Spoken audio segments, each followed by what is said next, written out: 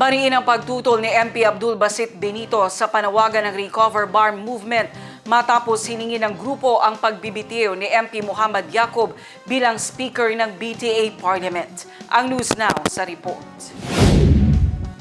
Inihayag ni MP Abdul Basit Benito ang kanyang mariing pagtutol sa panawagan ng Recover Bar Movement na magbitiw bilang BTA Speaker si Muhammad Yacoob.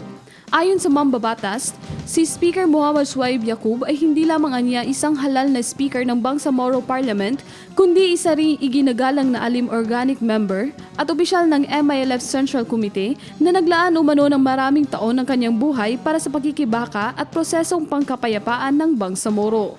Dagdag ni MP Benito, nagsilbi rin umano si MP Yacoob na kalihim ng yumaong MILF Founder Chairman na si Sheikh Salamat Hashim na ang pamumuno at sakripisyo anya ang naging pundasyon ng adhikaing Bangsamoro na patuloy na ipinaglalaban hanggang ngayon. Bilang isang alim at revolutionary leader, patuloy anyang ipinapakita ni Speaker Yacoob ang kanyang katapatan, integridad, karunungan at dedikasyon sa paglilingkod sa sambayan ng Bangsamoro at pagsusulong ng kapayapaan, katarungan at mabuting pamamahala sa BARMM. Buwelta pa ni MP Benito, ang pamumuno ni Speaker Yacoob ay may buong tiwala at suporta ng liderato ng Bangsamoro.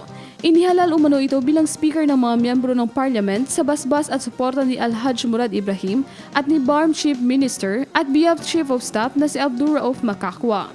Ito ay malinaw na sumasalamin anya sa pagkakaisa at kolektibong pasya ng pamunuan ng Bangsamoro Government at Moro Islamic Liberation Front.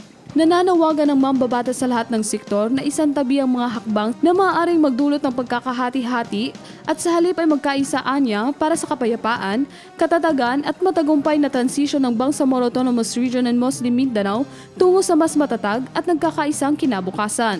Criza Chavez, iMinds, Philippines.